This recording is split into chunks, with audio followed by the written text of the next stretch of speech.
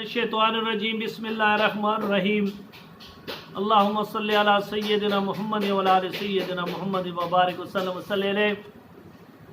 وفد ثقیف جب واپس لوٹا اور حضرت عثمان ابن العاص کو اس کا لشکر کا امیر بنایا گیا، اہل وفد نے گزارش کی کہ ہمارے لیے کسی امیر کو مقرر فرمائے۔ حضور صلی اللہ علیہ وسلم نے عثمان بن ابی العاص کو ان کا امیر مقرر فرما دیا، کیونکہ ان کا علم حاصل کرنے کا شوق نرالا تھا۔ انہیں امیر مقرر کرتے ہوئے خاص تاکید فرمائی کہ جب نماز میں امامت کراؤ تو بہت لمبی قرات نہ کرنا۔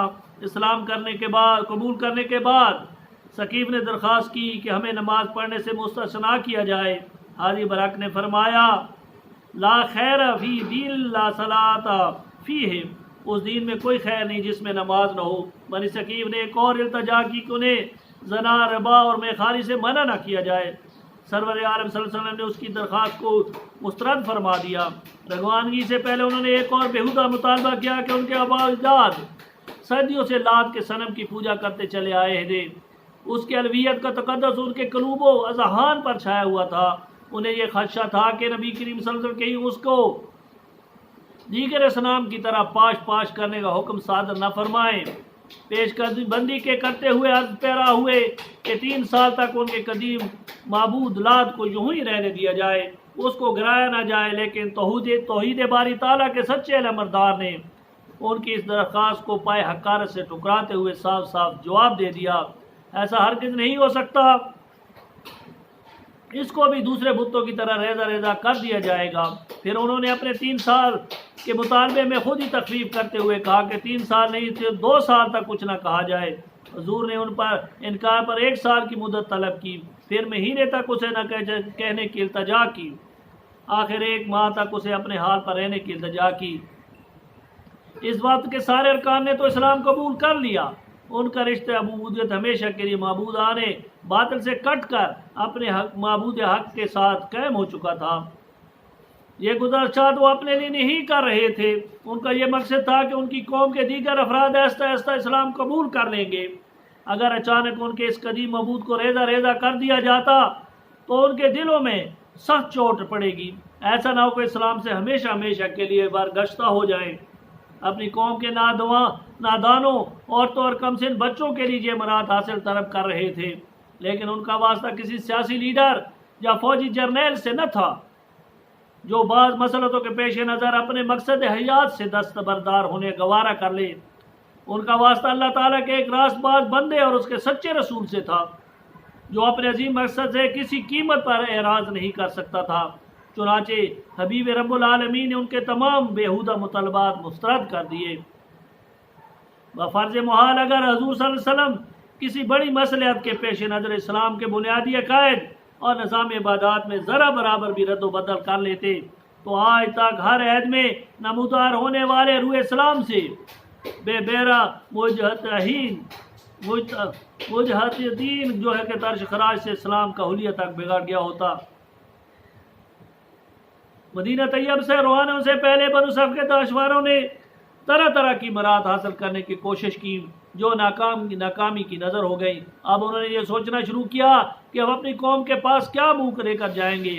ان کے ایک عزیز کنانہ بن عبد اللیل نے انہیں نصیحت کرتے ہوئے کہا کہ میں تم سے زیادہ اپنے قبیلہ ثقف کے نفسیات سے باخبر ہوں، ان پر اپنے اسلام قبول کرنے کا راز فاش نہ کرنا۔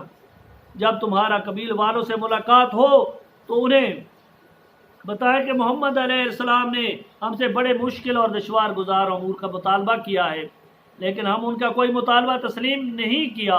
انہوں نے ہمیں کہا کہ لات کا صنم منحمد کر دیں، نماز پڑھیں، زنا، شراب اور سود کو ترک کر دیں۔ ہم یہ مطالبات قبول کرنے کے لیے تیار نہیں تھے اور وطن روانہ ہوئے۔ جب طائف پہنچے تو ان کی قوم نے ارد گرد جمع ہو گئی تاکہ ان سے حالات آگاہی حاصل کریں۔ اہل وفد نے انہیں بتایا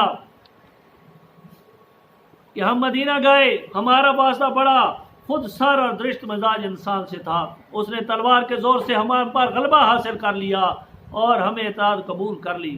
اس نے بڑی مشکل امور کو تسلیم کرنے کا مطالبہ کیا ہے۔ انہوں نے کہا کیا تمہیں نماز پڑھنی ہوگی؟ بدکاری اور سود خورنے سے توبہ کرنی ہوگی، تمہیں شراب چھوڑنا ہوگی، اپنے معبود لات کو اپنے ہاتھوں سے ریزہ ریزہ کرنا ہوگا۔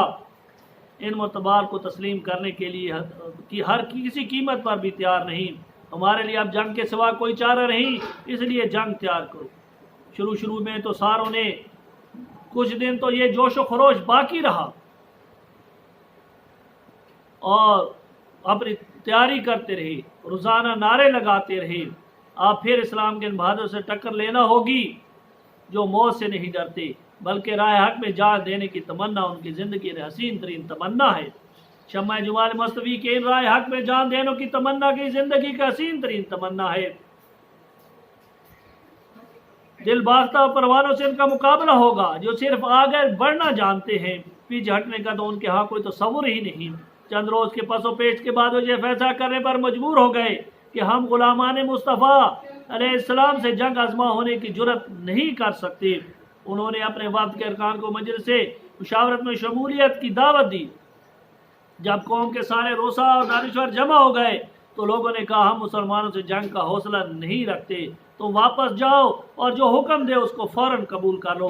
اب وفد کے ترجمان نے حقیقت حال کا اظہار کرتے ہوئے بتایا کہ جو احکام انہوں نے ہمیں دیے تھے وہ ہم سب نے تسلیم کر لیے ہیں، جو شرائط انہوں نے کی وہ ہم نے مان لی ہے۔ لوگوں نے دریافت کیا کہ جب حقیقت یہ ہے تو تم نے اپنے سے پوشیدہ کیوں رکھا؟ انہوں نے کہا کہ تمہارے دماغوں میں جو ابلیسی نخوت و غرور ہے وہ نکل جائے اور تم سچے دل سے اللہ کے سچے رسول پر ایمان لے آؤ۔ چنانچہ قبیلہ بنو ثقیف کے جملہ افراد، مرد و زن، پیر و جوان، امیر و فقیر سب صدق کے دل سے پڑھے اشہد ان لا الہ الا اللہ و اشہد ان محمدًا عبدہ و رسولہ۔ چنانچہ چند روز بعد بارگاہ رسالت کے قیدین کی آمد کا سلسلہ شروع ہو گیا۔ لات کے صنم کو گرانے کے لیے حکیم و رسول نے ان کے رشتہ داروں ابو سفیان بن حرب، مغیرہ بن شیبہ رضی اللہ تعالیٰ کو روانہ فرمایا۔ ان دونوں نے اپنی ضربات قہرہ سے طاغوت کے اس نشان کو ہمیشہ ہمیشہ کے لیے نیست و نابود فرما دیا۔ اللہ تعالیٰ ہمیں بھی حضور صلی اللہ علیہ وسلم کی سچی غلامی نصیب عطا فرمائے اور وہ کام کرنے کی توفیق عطا فرمائے جس پر اس پہ انعام ہوا ہے اور اس سے بچائے جس پر اس کا غضب ہوا ہے۔ وآخر دعوانا الحمدللہ رب العالمین۔